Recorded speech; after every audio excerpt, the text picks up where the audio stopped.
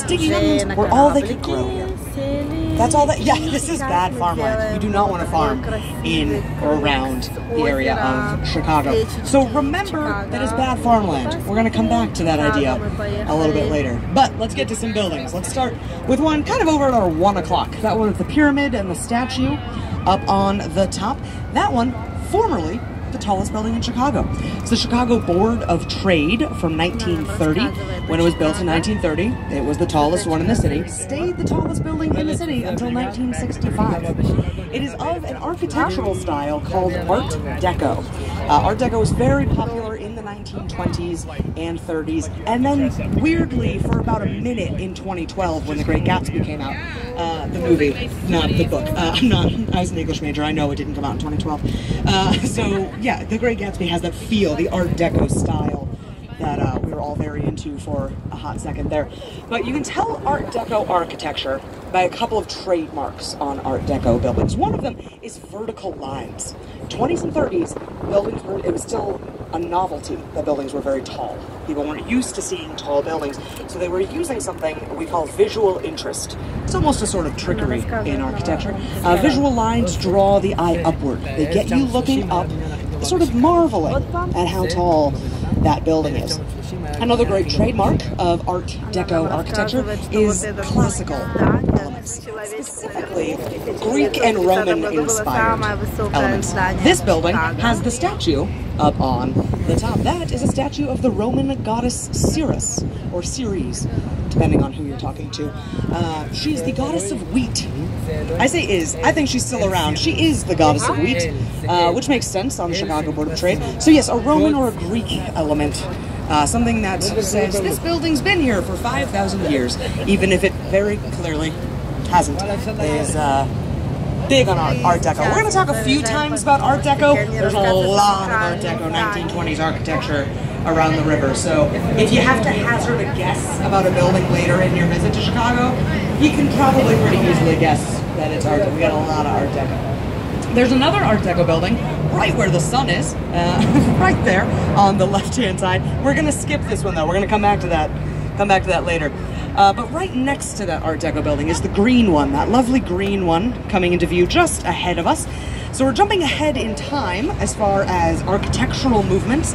We're jumping up to the late 1900s into the early 2000s with postmodernism.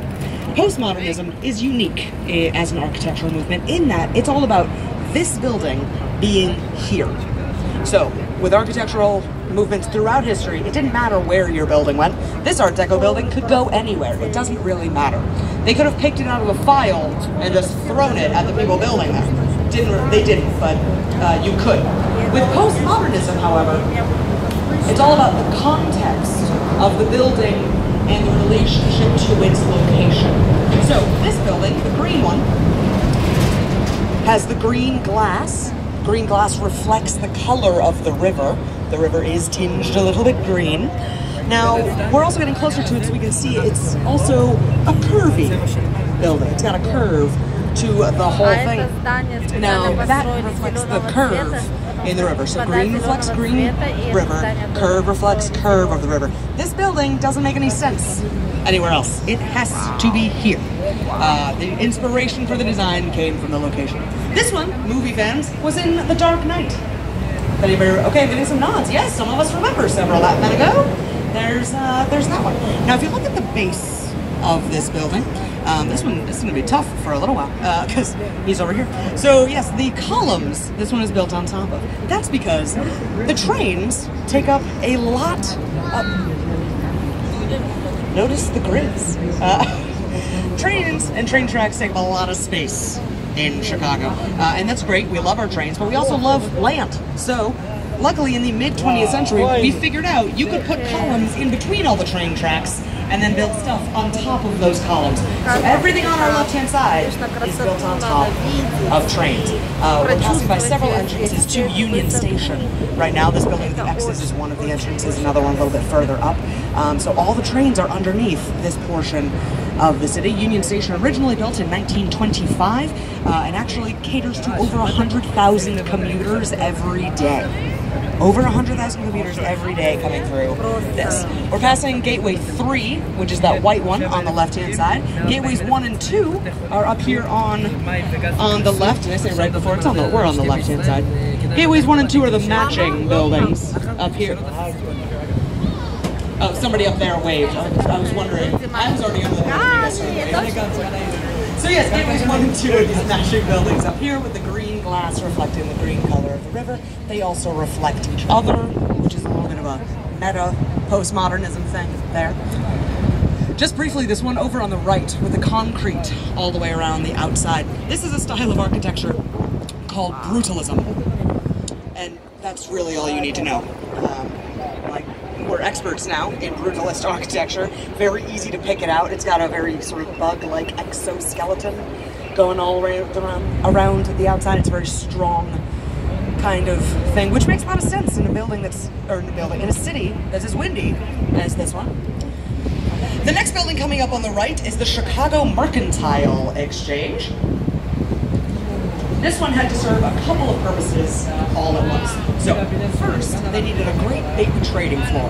Mercantile Exchange, stock exchange, needed a lot of open space. That's where the center part comes in. There are actually 2 trading floors there now, but they needed a lot of wide open space. They also, though, in this building, needed a lot of small office space. That's where the towers on either side come in. Those are all filled with smaller offices. Big space in the middle, small spaces on the outside. One of the unique things about this building is the corners. You can see they're kind of sawed off. That allows for up to 16 corner offices per floor. And I think that's great. Yeah, let's give everybody a corner office. Let's give one to everyone.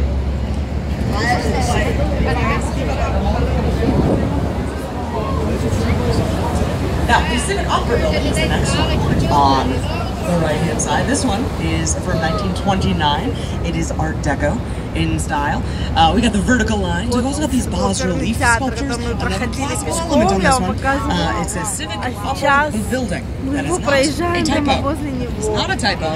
It's just a Roman way to do it. The Romans were very against U's. They wanted V's in a lot of places. You'll notice no windows on this side of the building. There's a 3,400-seat theater in there. It's the second largest opera house in the country. It's home to the Lyric Opera of Chicago, who've been there since 1954, and as of 2020 will also be home to the Joffrey Ballet. So if you love the classical arts, that's going to be the building you want to go to. In addition to the theater, though, there's 500,000 square feet of space inside there. There's a lot of office space going on inside the Civic Opera Building. Now, we're coming up next on a very important geographic point in the city. We're currently in the south branch of the river. We're first going to curve into the main branch of the river, then go up into the north branch before coming back south. And that Y shape that's created by the 3 branches of the river is called Wolf Point. Wolf Point is very important historically because it is where Chicago became a city.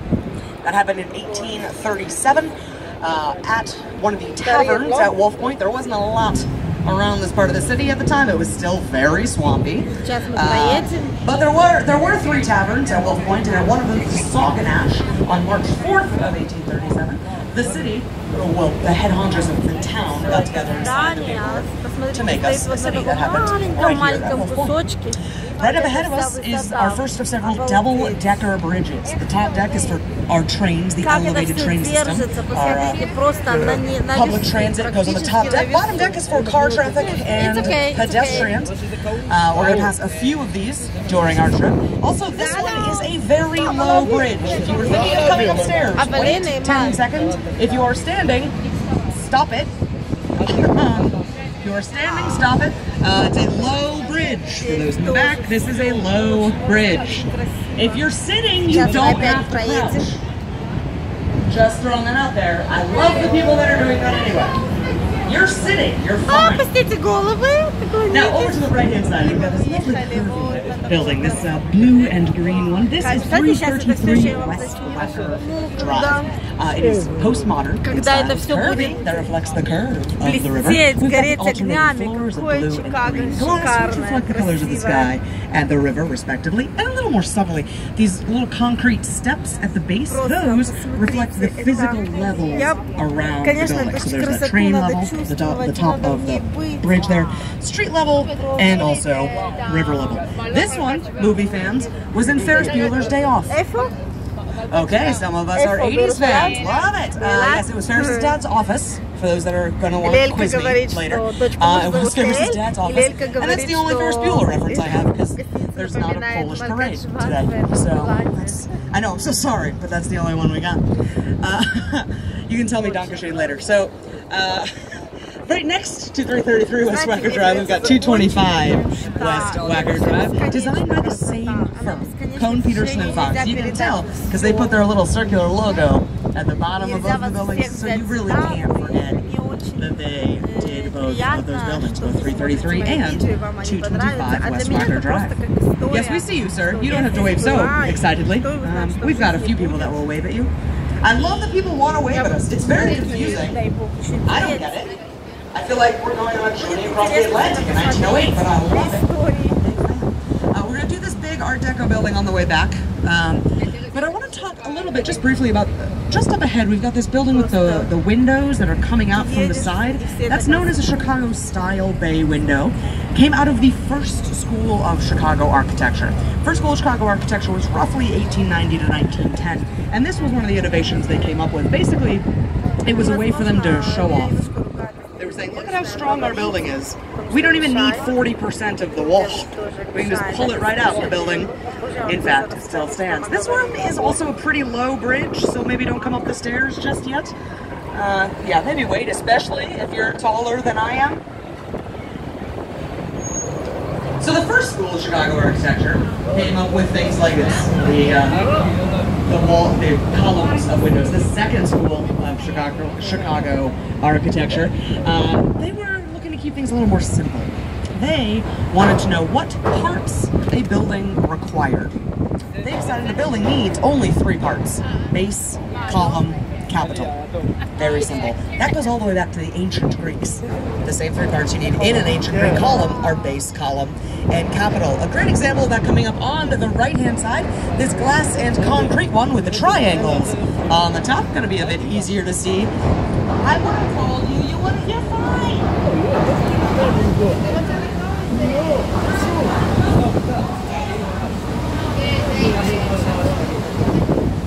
Guys, I do like that we're all working as a team, letting everyone know when the bridges are coming. It's very polite.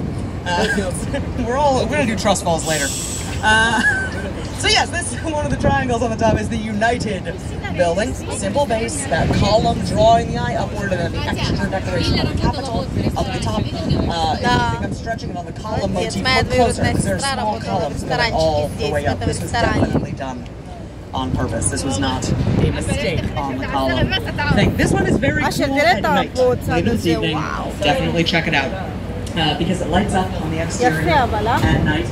And the guy who did the lighting here also did the lighting at the Louvre and the Taj Mahal. So yeah, it's pretty good. Right next to the United building is 55 West Wacker Drive, another brutalist building. This one very bug-like. Definitely has a bug-like feel to this one. And I'm just gonna wait till we get out from under this bridge because for some reason these guys are still working. I mean, congrats, but they're being very loud. But the next one we're going to talk about is coming up after this bridge, the green and gold one, a little bit up to the right-hand side. So the green and gold one is the Carbide and Carbon building, Art Deco, 1920s. It's officially called the Carbide and Carbon building, but most people know it as the Champagne Bottle building. That's pretty, yeah, the Champagne Bottle building is a pretty obvious one there. It was formerly home to the Hard Rock Hotel, but it's going to reopen later this summer as the St. Jane Chicago Hotel, named for Jane Addams, one of our great philanthropists. This beige, the dome on the top, is the Jewelers building. It's also Art Deco, 1920s. It is most well known for having an elevator that could hold a car. In the 20s, no less, there was a car elevator in this building in the 1920s because the primary tenants of the building were jewelers, very rich jewelers, had a lot going on, and they wanted that extra safety measure of not getting out of their car until they were physically in their office.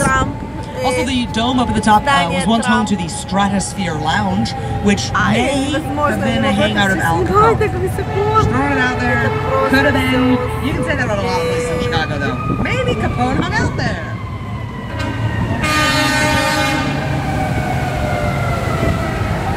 Do you think they're compensating for something?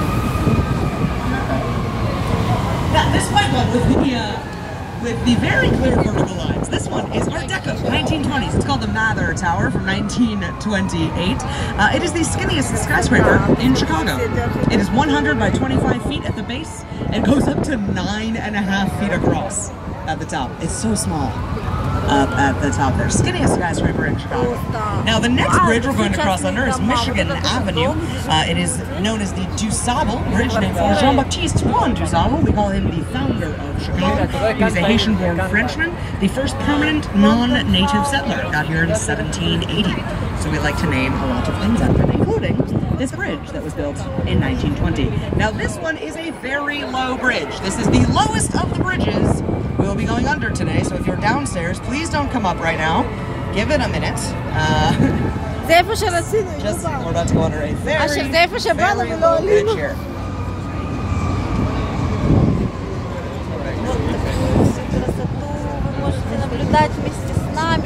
Через экран ютуба, через экран телефона.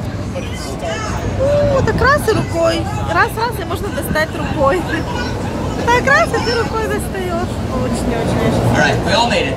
We're doing very well. So, let's take a look up ahead. But sort of in between some of these buildings is that one with the wavy balconies. The wavy balconies, a little bit off in the distance off to the right. That one is the Aqua building from 2009. The Aqua building, when it was commissioned, was the largest architectural project ever awarded to a firm headed by a woman. Yeah, I know. It's very exciting, and we're going to talk about it because I don't get to talk about a lot of women. So I'm going to bring up Jeannie Gang as many times as I can. Spoiler alert, it's three times we're going to talk about Jeannie Gang. So yes, Jeannie Gang designed this. It was built in 2009. I don't want to say Jeannie Gang was redefining balconies. That's not part of contention. She was, though, looking at them in a slightly different way. Most balconies on buildings are obviously all the exact same. On the Aqua building, though, every single balcony is different. So it's currently behind this residential building. We'll be able to see the top in just a moment once again. Every single balcony is different. She was looking to give everyone in the city the best view of, or everyone in the building, the best view of something in the city. It was not going to be the same thing from floor to floor. So one floor, your best view might be Millennium Park. The next floor up might be Navy Pier. The next floor up might be Museum Campus. It just depends on what floor you are on. So it is a multi-use building. It is a hotel, it is residences, and oh, it's Balloon Man! I got distracted. I'm sorry. Bubble Man. It's Bubble Man. I said balloon. I got too excited.